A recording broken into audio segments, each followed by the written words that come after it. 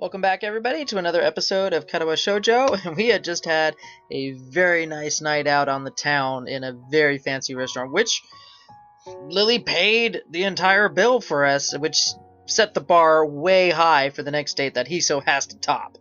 So we'll see where this relationship goes from here. In a morning's reverie. Yeah! What? I snap upwards out of my sheets and sit bolt upright in bed, as if an electric shock had just run through my entire body. The night air feels cold against the sweat on my bare skin, my breathing short and rugged nearly to the point of hyperventilation. Mind racing, I bring my hand to my head in an attempt to soothe my body's panicked state. It takes me a number of seconds to realize my hand is shaking violently even as I press it against my face.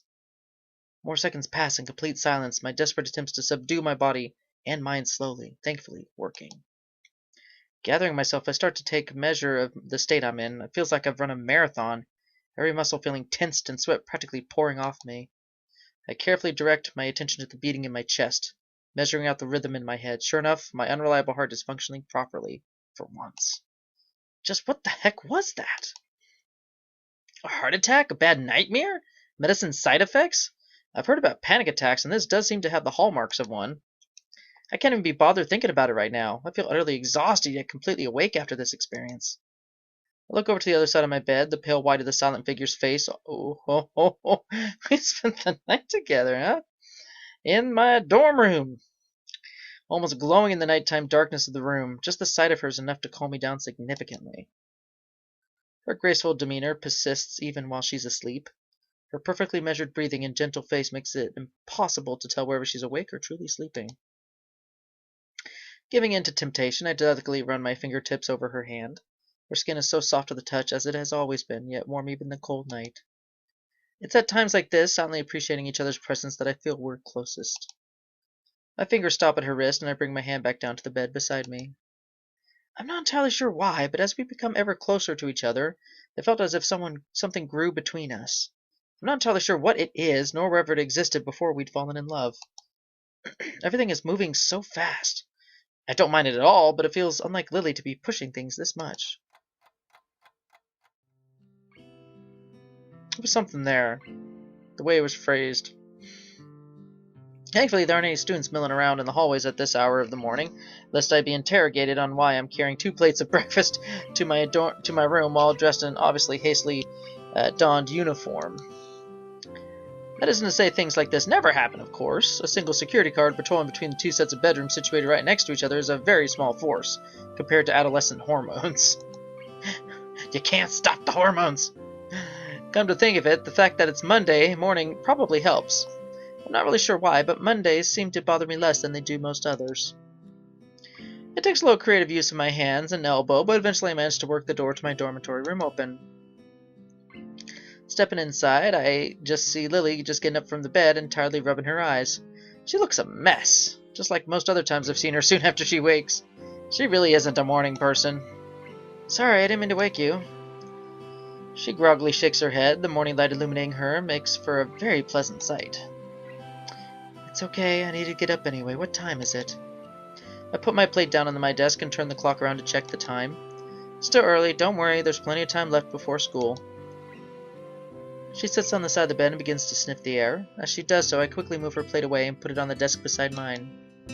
Yes, I got us some breakfast. Shower and clothes come first, though. Whoa! No! Showers and clothes do not come first. Kiss comes first. Morning kiss, always. She stands still for a moment with her chin pointed slightly out. I gladly acquiesce and press my lips to hers, savoring the soft feeling before breaking off. With a small, sweet smile, apparently quite satisfied, she slowly makes her way to the showers. I stretch to try and wake myself up a little more, briefly looking at the steaming dishes on the desk. Okay, here's my thing. If these are communal showers in the boys' dormitory, they're taking a huge risk having her go to the showers where Kenji and anybody else could just walk in. So I'm just keep that at the back of your nugget. I don't even know if that's going to be something that's going to play a factor in this, but it's going to be funny as heck if it does. It's like, oh no, they're assaulting. Kenji's like, the feminists are here. They're assaulting the boys' dormitory. Run for your lives. That'd be great if Lilly actually kind of played along and chased him down the hall. It'd be great. Death to Kenji. Rice, fish, miso soup, and some vegetables, a standard breakfast for a somewhat unusual day. I grab the bottles from my desk and start taking my daily regimen of pills. Sometimes I wonder what these things are even good for, given all the troubles I've had since the initial accident. I can't even say that it doesn't hurt to take them, considering the side effects so far. Well, whatever. Doctor's orders are that I have to take them, and rationality suggests that I'd be well served to trust his judgment over mine. It doesn't take long for the noise of the shower to cease. A quick one, apparently, being fine for Lilly given the circumstances, yes. Emerging from the bathroom, she looked significantly more awake, having had the chance to collect herself. Without a word, I gently take her hand in mine and guide her to the desk. Considering I don't have a table in my room as she does, it'll have to do. Thank you, he said. What did you prepare for breakfast? Just rice and some vegetables, something fast. Her face lights up at the revelation. That's quite a breakfast. This is normal for you? Now she's just being nice. I have little doubt, considering her past, that this isn't exactly a high-class meal by her standards. Breakfast is the most important meal of the day. Just because we're students doesn't mean we can take it lightly. That's my belief, anyway. From what others I've talked to have said, I might be in the minority. I take a seat on the other side of the bed and begin eating together with Lilly, her chopsticks lightly tapping out the outlines of the vegetables, just as I had noticed her do during our date. This is quite nice, Hisao. I had no idea you could cook this well. This time she's much more genuine, and I can tell that much. That said, cooking really isn't anything special at all. After a bit of practice, it's pretty easy to make a simple dish. Most of the credit goes to modern technology. Still, after years of cooking for myself, I should hope so. I got bored of eating instant noodles and ordering pizza every time my parents were both working, so I taught myself how to make a few meals. I'm still trying to get the knack of it, though. You'll make a good wife someday, Hisao. I take a grain of rice and place it onto my thumb before carefully taking aim and giving it a good flick. Lily jumps a little as it hits her cheek, right on target. I can't help chuckling a little at her expense as she lowers her brow and tries her best to assume a harsh and serious expression. Oh, that's right. What is it? Did you have any problems sleeping last night? You seemed restless. So she was awake back then, or at least partly so. Whether it's my heart or a nightmare caused by the side effects of my medicine, the last thing I want for her is to be worrying about me even more. Even before my relationship with Lily, I'd felt my body was a drag on everything I did. My body is my burden alone, so as long as I'm with her, I'll continue to act as normally as possible. No, not particularly. Is that so? That's good then. Luckily, she seems to take me at my word. Come to think of it, there was something else I wanted to ask. Oh? How should I put it? When you dream, do you see people and objects? Yes, of course Oh. I feel more than a little sheepish for the slip of the tongue. Well, she sets you up! However earnest it may be, Lily seems unperturbed, though. But you don't taste, feel, nor smell things. I moved to answer, but found myself stuck before thinking about it. The more I mull it over, the more I realize that her hypothesis is correct. That's true, I guess. I never looked at it that way. Are you saying that you do? For the most part, I only hear in dreams, but yes, sometimes I touch and smell things as well. I'm just asking since Akira thought it was very strange that I did when I brought it up with her. If you don't either, then maybe it's due to my blindness. That would make sense. You rely on your other senses more than me, so maybe that affects your dreams as well. The wonders of the human body, I guess. For the rest of the time before school, we quietly eat the hearty breakfast in front of us, exchanging a few small pieces of small talk as we do. A quick peek out of the door assumes nobody's looking directly at the entrance for the boys' dormitory, so we walk out with the path clear. The weather's good today. As stretch as Lily and I make our way outside, the bright morning sun beaming down on us. By now, a few students can be seen doing the same, making their way to the main school building either from the dorms or through the main gate. It does feel nice and warm. Our hands linked and her cane tapping the ground, we begin in earnest our trip to the school building, enjoying the chatting throngs of students around us. This would be the last day of exams, no? Yeah, how are you going in them? Fairly well, all things considered. You seem a bit stressed by them, though. It's that obvious, huh? I don't think it's just the exams, though. A lot of stuff's been happening in a short amount of time, and I'm not doing that well on the humanities subjects. You're doing well in science, though, aren't you? Well, it would be hard not to do well in science for me. Come to think of it, didn't you say before that you weren't very good at science and maths? She suddenly looks very sheepish, my remark no doubt hitting home. Lily's sense of pride really can be a double-edged sword. Well, aside from that, have you ever given thought to what you might do with that ability? Seems a pity to waste it. A bit, mostly at Muto's prompting. In any case, I'll probably end up doing science as a career in some form.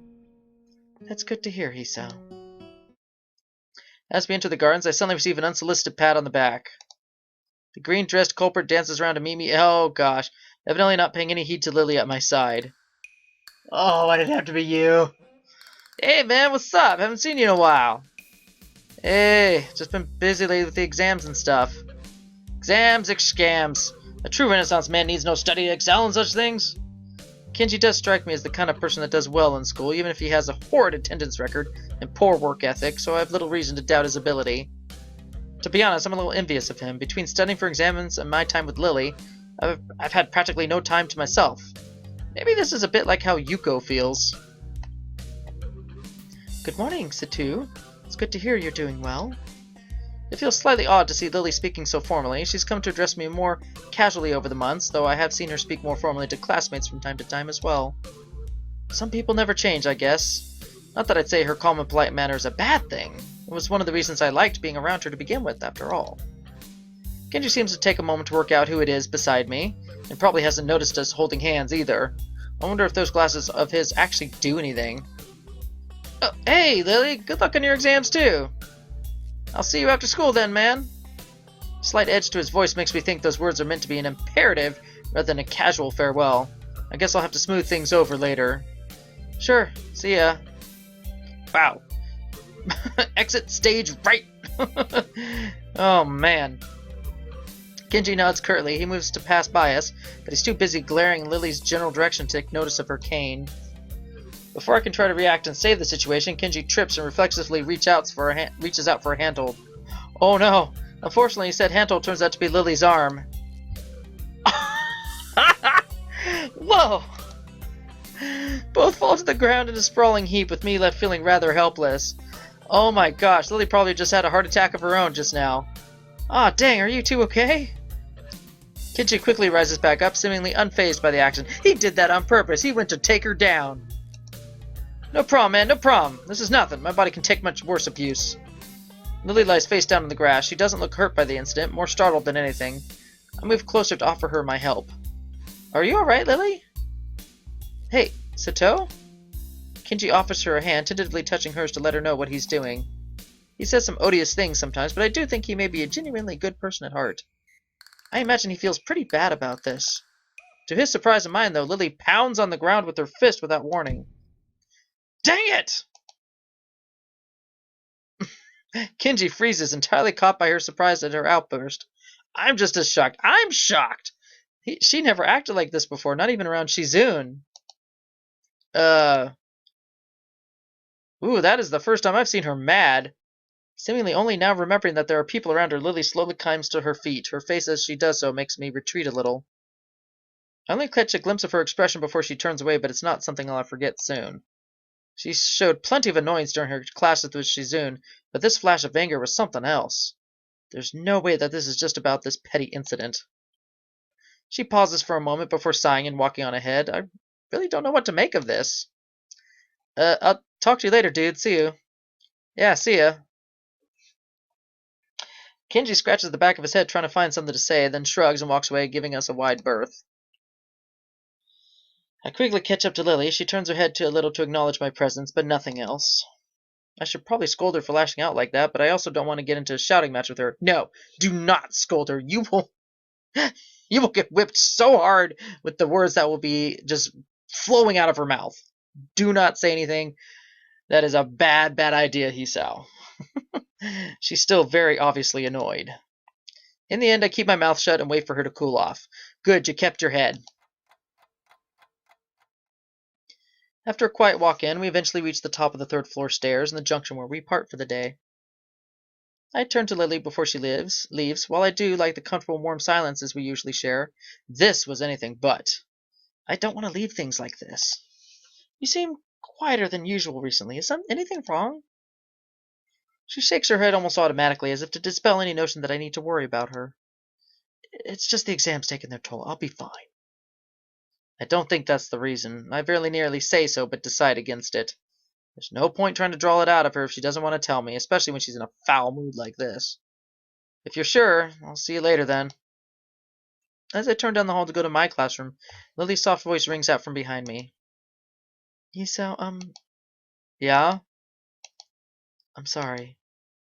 With that, Lily makes off down the hallway to her own classroom, her hands skating along the metal railings. I stand still and watch her until she turns into her classroom and out of sight, before going to my own class with a fair measure of reluctance. As usual, I'm early. Muto is fiddling with folders and papers on his desk as he prepares for the day, while a handful of students mill about, chatting away. Well, my feelings about Lily hasn't dissipated. Far from it. Her mention of my exam performance did remind me that I have my own life's journey to attend to.